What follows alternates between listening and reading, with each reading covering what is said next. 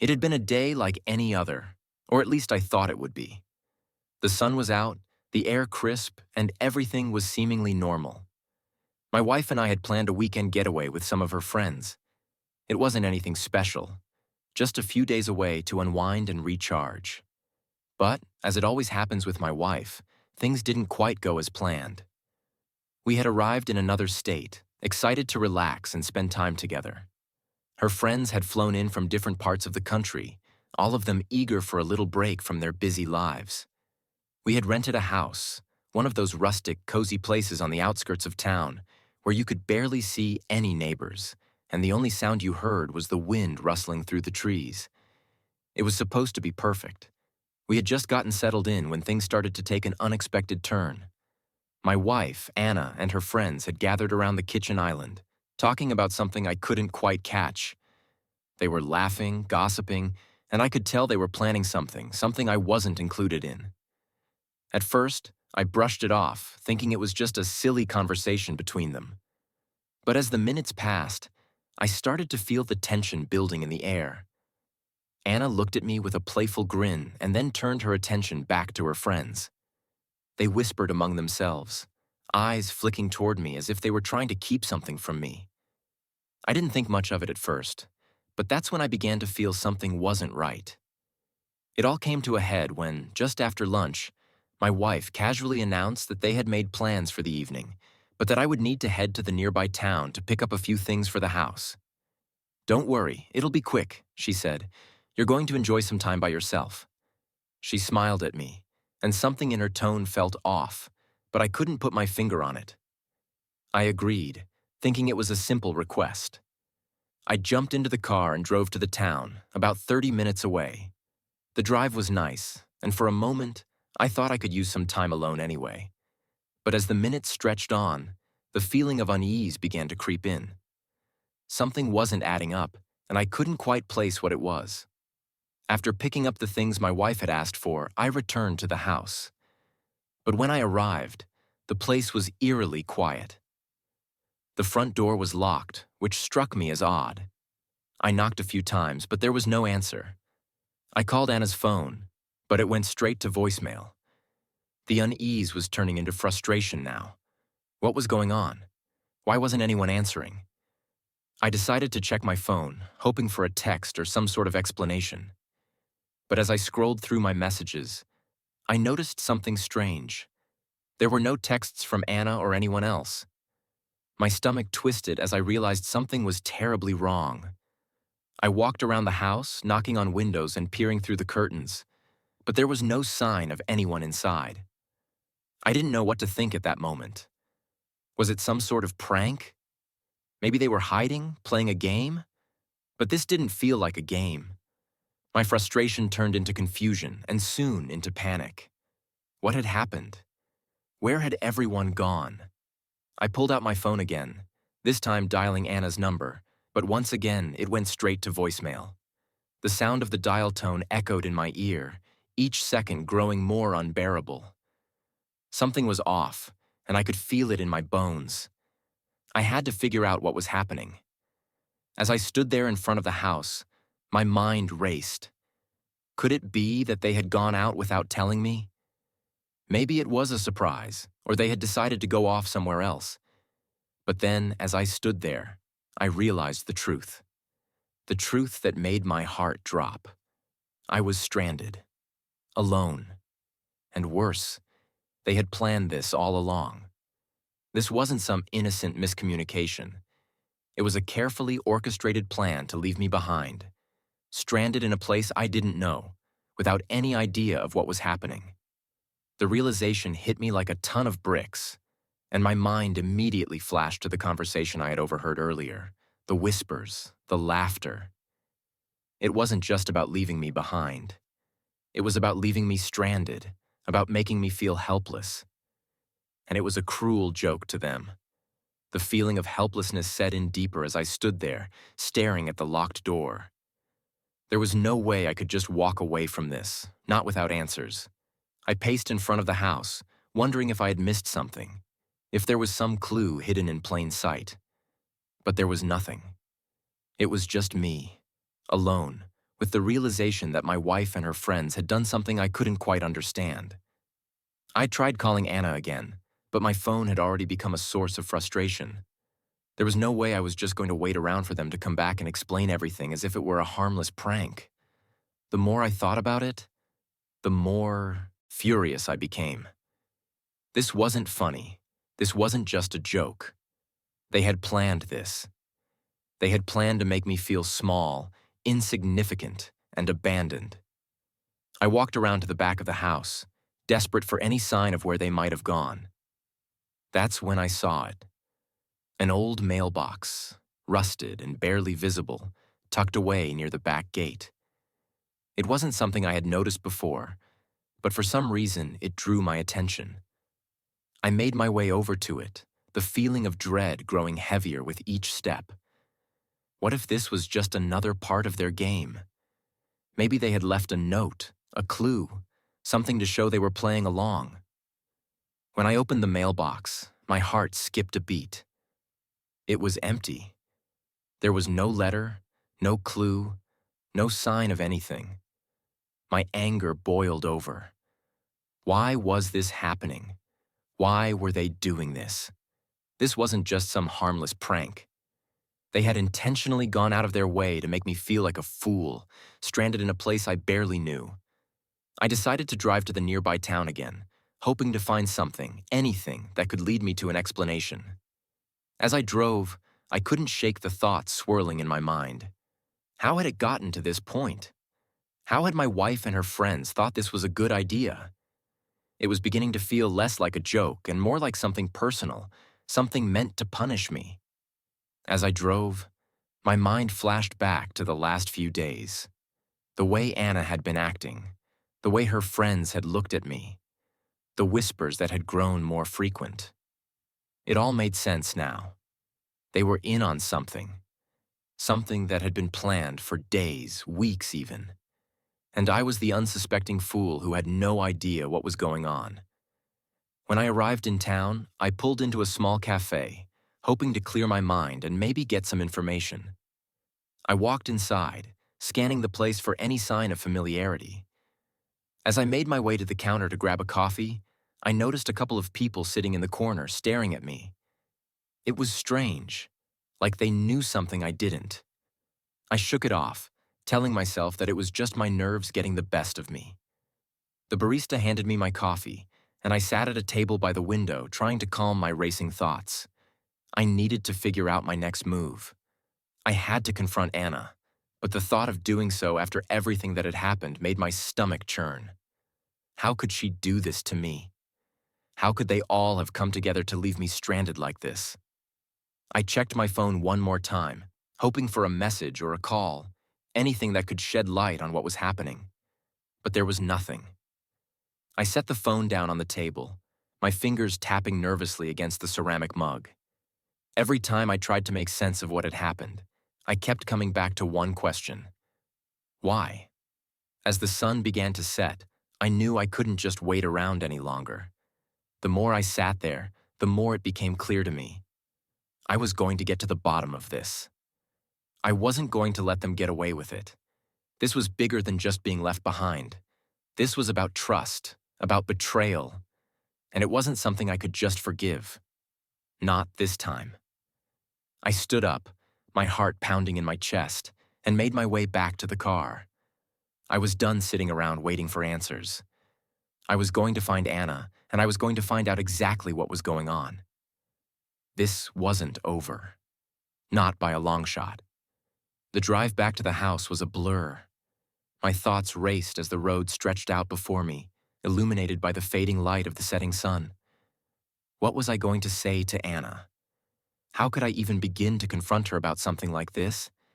The idea that she, along with her friends, could orchestrate something so cruel left a bitter taste in my mouth.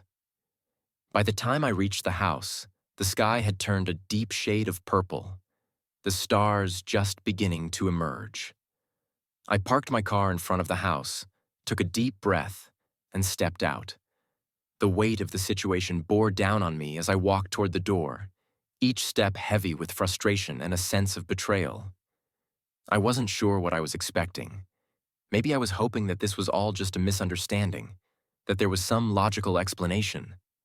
But deep down, I knew better. This wasn't a mistake. This was deliberate. I reached the front door and knocked once again, louder this time, as if that would somehow break the silence and force someone to answer. But still, there was no response. My hand hovered over the handle, and in a burst of anger, I twisted it. To my surprise, the door was unlocked.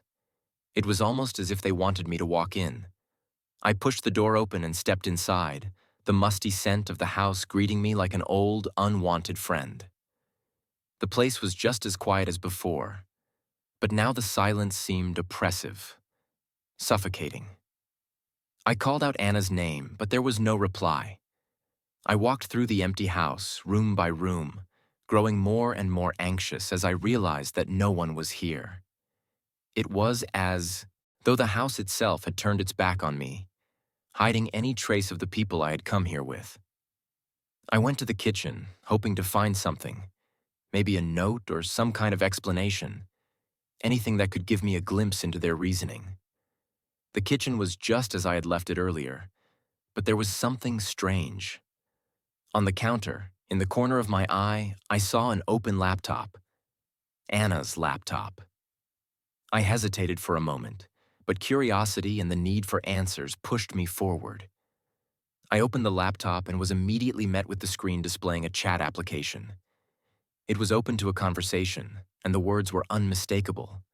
I leaned in closer, my heart pounding.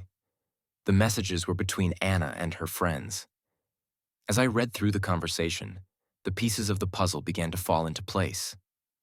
The messages were casual at first, filled with laughter and inside jokes. But as I scrolled further, I saw something that made my blood run cold. It was a plan to leave me stranded, to humiliate me.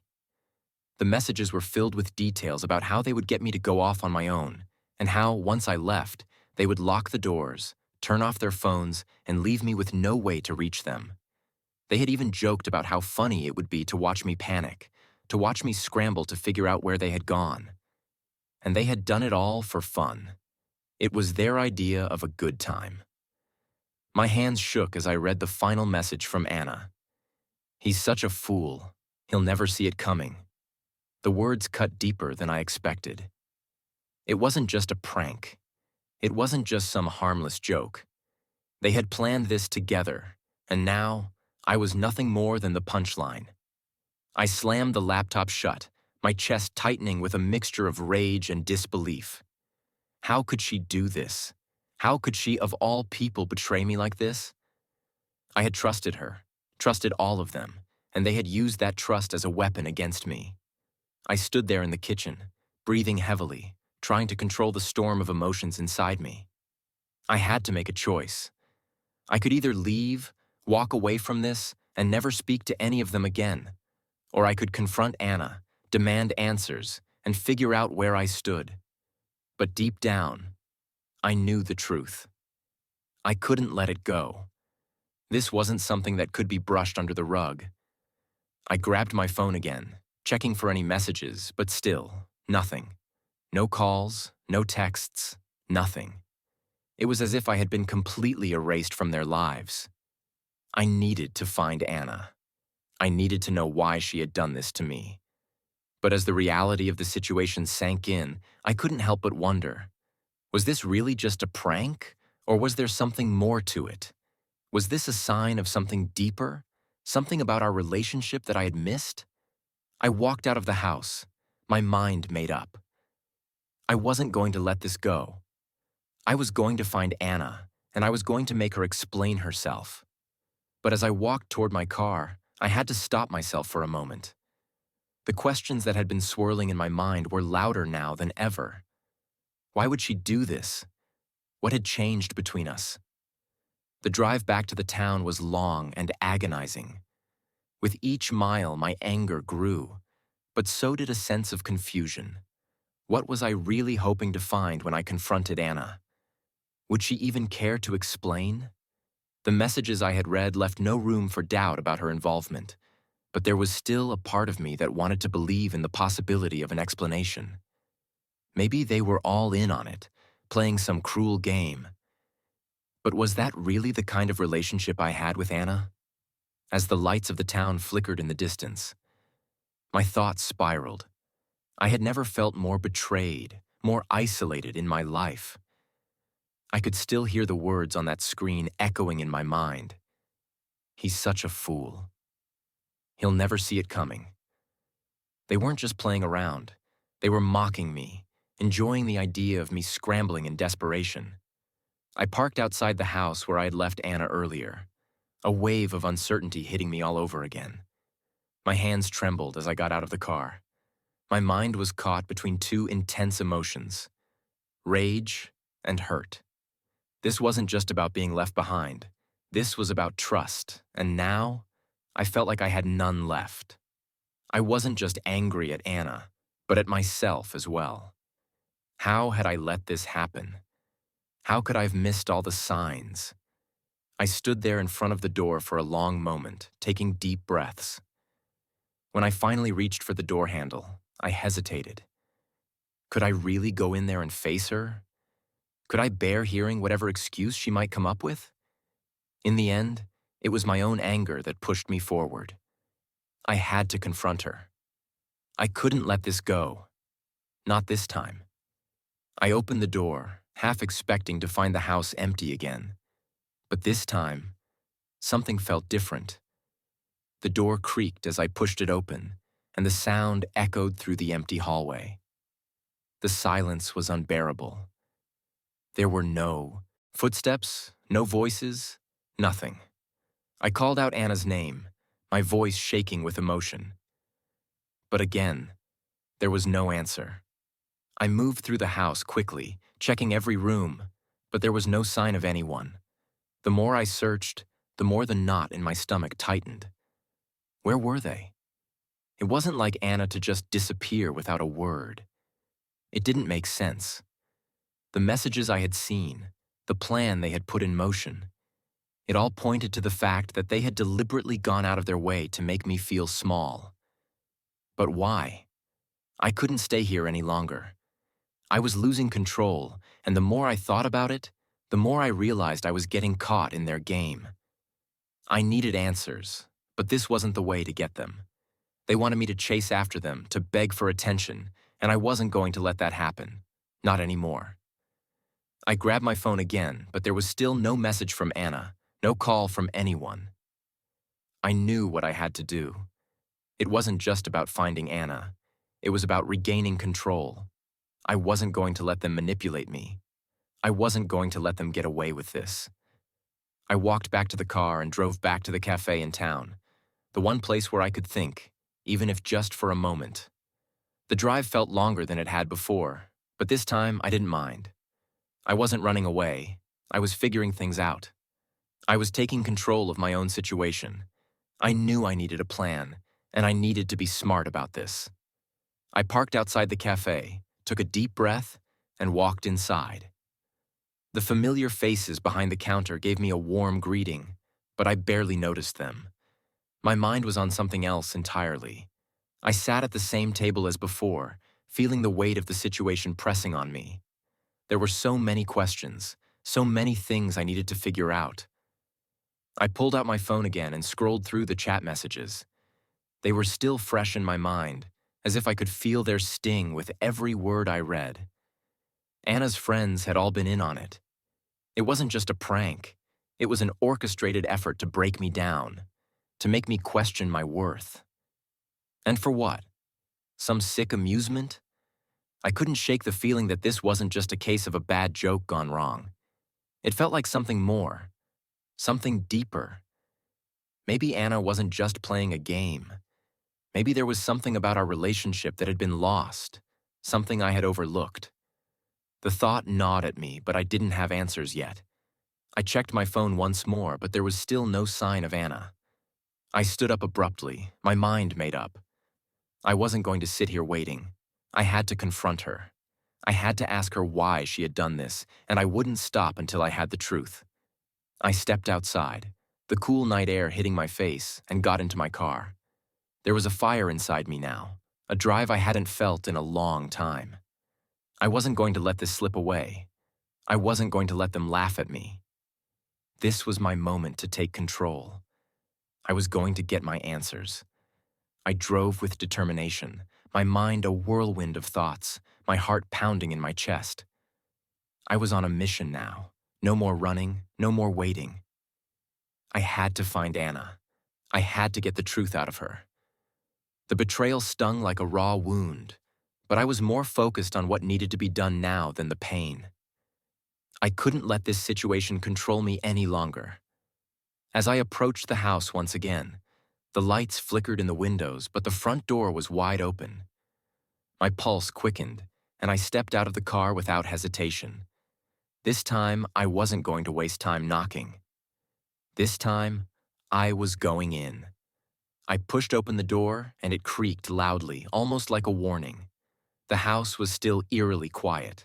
I stood in the doorway, taking a deep breath, trying to calm myself before walking in. I moved through the hall, calling Anna's name again, but there was no response. Every step felt heavier than the last. The silence was suffocating.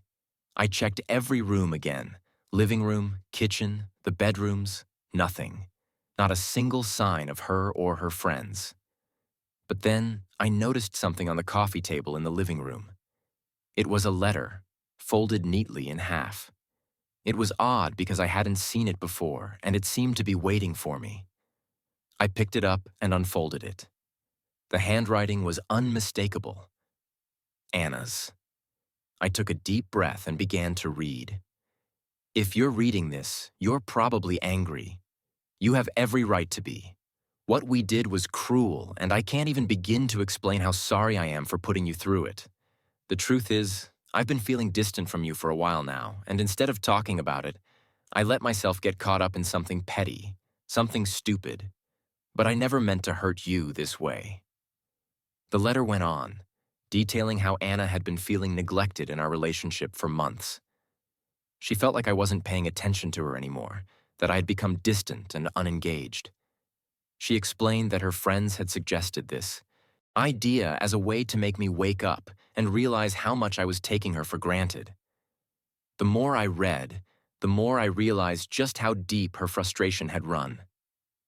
I didn't know how else to get your attention, the letter continued, and I thought if I could push you to the edge, you'd finally see what was happening. I never intended to leave you stranded, but that's what it became. And for that, I am truly sorry. I don't expect you to forgive me, but I hope you understand why I did it. Please take care of yourself. I never wanted it to end like this.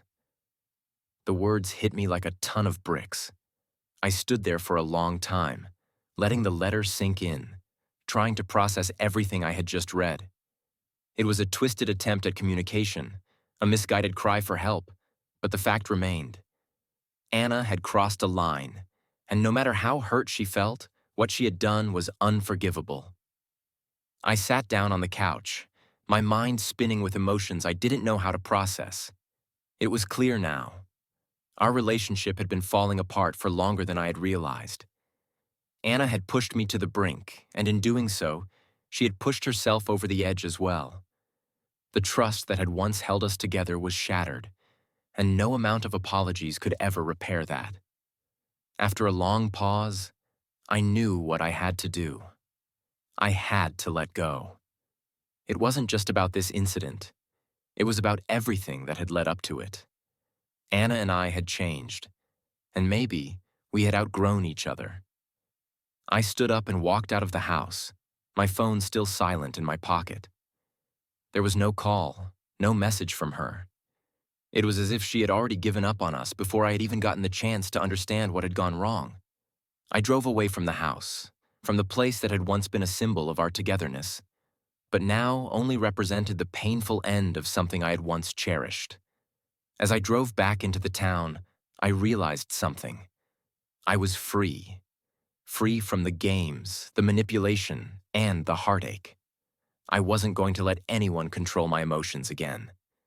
But as I thought about it, a question lingered in my mind. Could things have been different if we had just communicated? If Anna and I had talked before it all fell apart, would we have understood each other better? Would it have stopped the disaster that unfolded? I didn't know the answers, but I did know one thing. I was going to be okay. And no matter what, I wouldn't let this experience define me. Have you ever been in a situation where a lack of communication led to a major misunderstanding? How did you resolve it? What do you think about Anna's actions in the story? Was she justified in her approach, or did she go too far?